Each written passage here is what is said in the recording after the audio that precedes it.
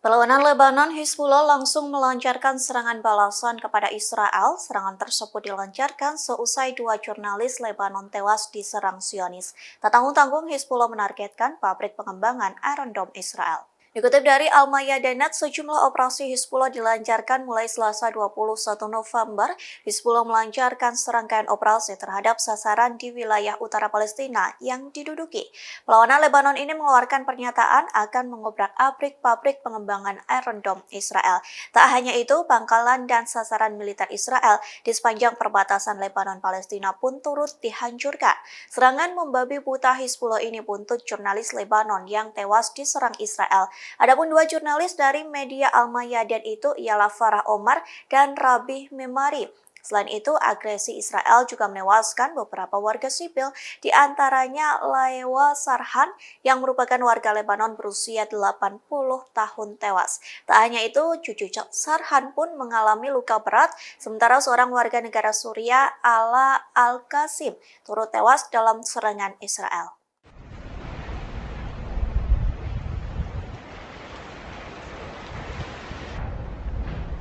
Brigade Al-Qassam kembali terlibat bentrok dengan tentara Israel. Adapun bentrok tersebut terjadi di daerah militer Juh Al-Dik dan timur Camp Bureij. Dalam bentrok tersebut, tentara Israel kurang cerdik sehingga menjadi sasaran empuk dari Brigade Al-Qassam. Inilah detik-detik sayap militan Palestina bentrok langsung dengan tentara Israel. Adapun video tersebut diunggah oleh Al-Qassam pada Rabu 22 November 2023. Dalam video itu terlihat tentara Israel sedang berlutut dengan berbekal senjata. Tentara Zionis itu sedang membidik musuh yang berada di sebuah gedung Juh Al-Dik. Namun rupanya pria bersenjata itu tak menyadari bahwa dirinya menjadi target Brigade Al-Qassam. Pasalnya, punggung tentara Israel itu menjadi sasaran empuk serangan mortir musuh. Tak lama kemudian, Brigade Al-Qassam langsung melemparkan mortir ke arah tentara Israel. Serangan tersebut mengakibatkan ledakan dahsyat hingga kepulan asap pekat. Beruntungnya, tentara Israel itu berhasil menyelamatkan diri dan tidak jadi menyerang Brigade Al-Qassam.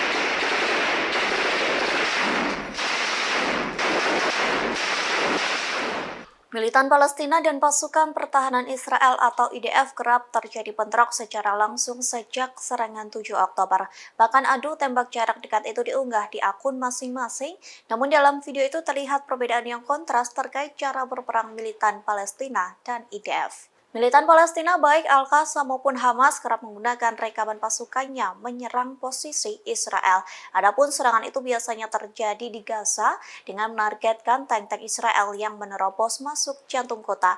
Dalam rekamannya, Al-Qassam maupun Hamas terlihat menembak tank-tank Israel hingga meledak dahsyat. Namun kondisi itu tak serupa dengan unggahan video pertempuran versi IDF. Pasalnya, IDF tak pernah menunjukkan pasukannya berhasil menembak tentara musuh. Sebaliknya, IDF selalu mengunggah video yang memperlihatkan tentaranya berlari ke sana kemari dengan membawa senjata. Namun mereka selalu membidik papan triplek hingga gedung yang kosong. Kondisi itu dibuktikan dengan rekaman yang diunggah IDF saat menyerang Camp Al-Sati di Gaza Utara. Tentara Israel terlihat mencari musuh di sebuah sekolah yang sudah porak-poranda. Dalam video itu tak diperlihatkan tentara Israel menembak musuh, sebaliknya hanya menembak meja hingga papan.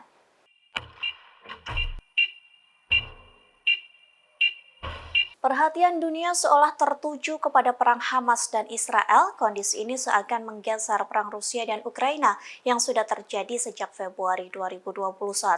Namun kini Rusia kembali meluncurkan senjata berkemampuan nuklirnya. Dikutip dari Al-Arabiya, informasi itu disampaikan oleh Kementerian Pertahanan Rusia pada Rabu 22 November. Dalam keterangannya, Rusia disebut mengerahkan rudal balistik antar benua jenis Yaris di pangkalan Kozelski di wilayah Kaluga, barat daya Moskow. Adapun rudal Yaris dikembangkan pada tahun 2000-an dan mampu membawa banyak hulu ledak termonuklir. Rudal Yaris sebagai salah satu senjata nuklir yang mampu menembus perisai rudal yang dimiliki Amerika Serikat dan sekutunya. Badan Informasi Rusia melaporkan tempat rudal baru dimuat ke dalam silo peluncuran bawah tanah. Tindakan ini sebagai resimen pertama di pasukan rudal strategis Rusia yang mulai memodernisasi rudal Yars di bawah tanah. Rudal-rudal tersebut awalnya dikerahkan ke resimen militer lain dalam versi seluler. Juru bicara Kremlin Dmitry Peskov menggambarkan tuduhan mengenai dugaan kesediaan Moskow untuk melancarkan perang nuklir sebagai hal yang tidak rasional. Yang menekankan bahwa Rusia sangat berhati-hati dalam menghadapi potensi amunisi yang dimilikinya.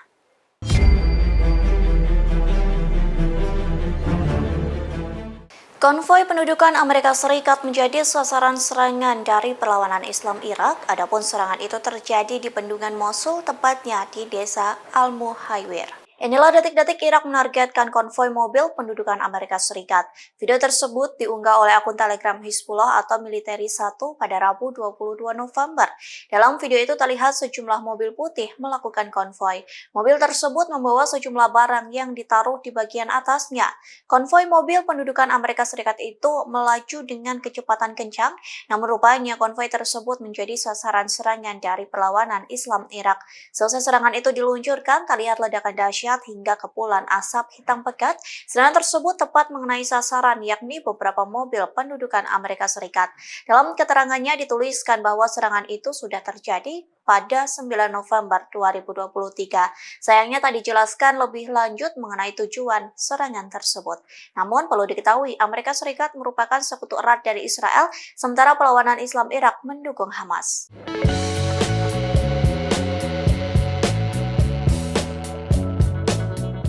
Akhirnya Israel dan Hamas sepakat gencatan senjata sementara yang berlangsung selama 4 hari. Selama gencatan senjata itu, Israel dan Hamas memiliki kesepakatan, salah satunya terkait pertukaran sandera. Meski gencatan senjata berlangsung, Hamas mengaku akan bersiap mengambil tindakan jika terjadi sesuatu. Dikutip dari tribunnews.com, hal tersebut disampaikan Hamas dalam pernyataan yang dirilisnya. Hamas mengaku akan tetap waspada selama 4 hari gencatan senjata. Tak hanya itu, Hamas pun akan mengambil tindakan jika menyangkut nyawa rakyat Palestina. Sayap militan Palestina ini juga bersumpah akan mengalahkan tentara Israel jika sesuatu terjadi selama gencatan senjata. Sementara diketahui gencatan senjata ini disepakati setelah upaya mediasi panjang yang melibatkan Qatar, Mesir, dan Amerika Serikat. Kesepakatan itu akan membebaskan 50 perempuan dan anak-anak yang ditawan di Gaza. Sebagai gantinya, pembebasan 150 perempuan dan anak-anak Palestina yang ditahan di penjara-penjara Israel. Gencatan senjata akan ditambah 1 hari apabila ada 10 sandera tambahan yang dibebaskan. Adapun perpanjangan jeda kemanusiaan selama 4 hari tersebut disampaikan oleh pihak Kementerian Luar Negeri Qatar.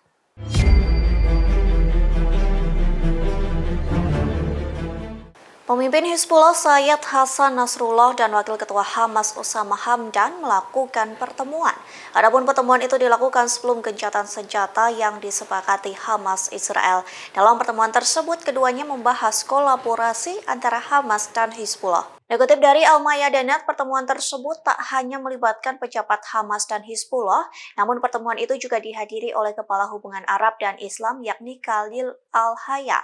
Dalam keterangannya, pertemuan itu meninjau peristiwa terkini yang terjadi sejak 7 Oktober.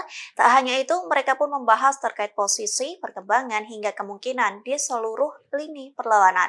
Dalam pertemuan tersebut pun turut membahas situasi di jalur Gaza yang sudah digempur habis-habisan oleh tentara Israel. Yang paling penting dalam pertemuan tersebut adalah diskusi yang menegaskan kolaborasi berkelanjutan. Kolaborasi itu menekankan koordinasi permanen antara berbagai fraksi perlawanan untuk mencapai kemenangan. Sayangnya tak dibocorkan lebih jauh terkait upaya mencapai kemenangan. Sementara pertemuan ini terjadi seiring dengan gencatan senjata kemanusiaan selama 4 hari.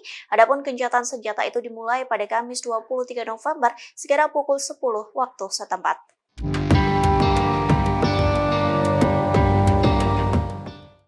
Mantan intelijen Amerika Serikat Scott Reiter menganggap bahwa Hamas menang besar atas Israel, bahkan keberhasilan Hamas disamakan dengan serangan 11 September 2001 yang melanda Amerika Serikat.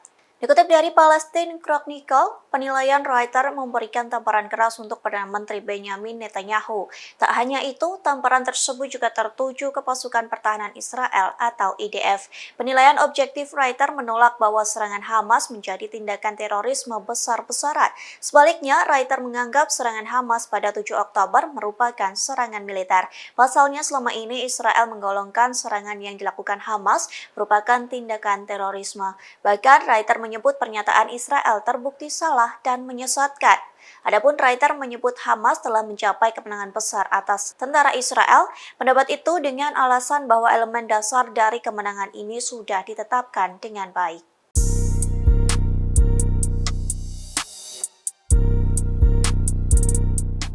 Pasukan Amerika Serikat di Timur Tengah terus mendapat serangan di tengah perang memanas antara Hamas dan Israel. Pasalnya, pasukan Amerika Serikat diserang sebanyak 66 kali. Akibat serangan tersebut, Pentagon mengakui 62 tentaranya mengalami luka-luka. Dikutip dari The Times of Israel, informasi itu disampaikan oleh Wakil Juru Bicara Departemen Pertahanan Amerika Serikat, yakni Sabri Nasih, pada Selasa 21 November 2023. Ia mengatakan pasukan Amerika Serikat telah diserang sebanyak 32 kali di Irak, sementara pasukan Amerika Serikat di Suriah telah diserang sebanyak 34 kali.